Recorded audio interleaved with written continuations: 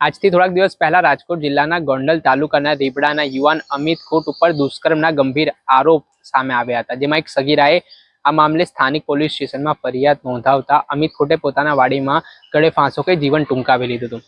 આ જીવન ટૂંકાવ્યા બાદ ગોંડલ તાલુકા પોલીસ સ્ટેશન આ મામલે તપાસ હાથ ધરી ત્યારે એક સુસાઇડ નોટ પણ મળી આવી હતી। આ સુસાઇડ નોટમાં અનિરુદ્ધસિંહ જાડેજા, રાજદીપસિંહ રીબડા, પૂજા રાજગોર અને રિદ્ધિ પટેલ નામની યુવતીઓ છે તેમના નામ સામે આવ્યા હતા। આ મામલાના સંદર્ભમાં ગોંડલ તાલુકા પોલીસ સ્ટેશન ખાતે આ મામલે ચારેય આરોપીઓ વિરુદ્ધ ગુનો નોંધવામાં આવ્યો હતો। પોલીસ આ દિશામાં તપાસ કરી રહી હતી ત્યારે વધુ એક પ્રકરણ ઉમેરાય છે। આ કેસમાં નવો વળાંક સામે આવે છે, જેમાં ગોંડલના એડવોકેટ સંજય પંડિત અને દિનેશ પાત્ર નામના એડવોકેટોની પણ ધરપકડ થાય છે।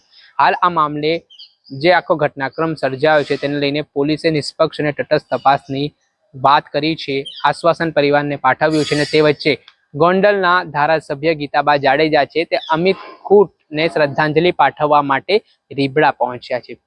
રીબડામાં તેમણે અમિત ખૂટના પરિવારને સાંત્વના પાઠવી છે અને જે તેમના પરિવાર ઉપર દુઃખ તૂટી પડ્યું છે, જે એક યુવાન દીકરો તેમણે ગુમાવ્યો છે તે સંદર્ભમાં તેમણે હિંમત પણ આપી છે। સાથે જ આ ઘટનાક્રમમાં સંડોવાયેલા જે કોઈ પણ લોકો હશે તેમની સામે કડકમાં કડક કાર્યવાહી કરવામાં આવશે। જે કોઈ પણ દોષી હશે તેને સજા મળશે તે પ્રકારની વાત પણ ગોંડલના ધારાસભ્ય ગીતાબા જાડેજા દ્વારા કરવામાં આવી રહી છે।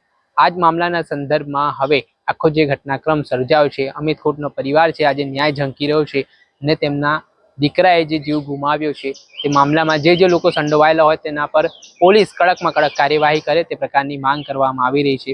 મોટી સંખ્યામાં અમિત ખૂટને શ્રદ્ધાંજલિ પાઠવવા માટે રીબડા ખાતે લોકો પહોંચ્યા હતા અને ધારાસભ્યએ પણ આ દુઃખની ઘડીમાં તેમને આશ્વાસન પૂરું પાડ્યું છે અને આમાં પોલીસ જે કોઈ પણ ખૂટતી કાર્યવાહી હોય તે ખૂટતી કાર્યવાહી કરીને આ પ્રકરણમાં જે લોકો ખરેખર જેમની ભૂમિકા છે તેમને બહાર પાડે તે પ્રકારની માંગ પણ કરવામાં આવી રહી છે। હવે આ મામલા આગામી દિવસોમાં જોઈએ। હવે અનિરુદ્ધસિંહ જાડેજા અને રાજદીપસિંહ રીબડા સામે જે આરોપો લાગ્યા છે, હાલ તેઓ ધરપકડથી દૂર છે, પોલીસ તેમને પકડવા માટે કાર્યવાહી કરી રહી છે। દર્શક મિત્રો, એન કવરેજ ન્યૂઝને આપ લાઈક કરી લો, સબસ્ક્રાઇબ કરી લો અને શેર કરવાનું ભૂલતા નહીં।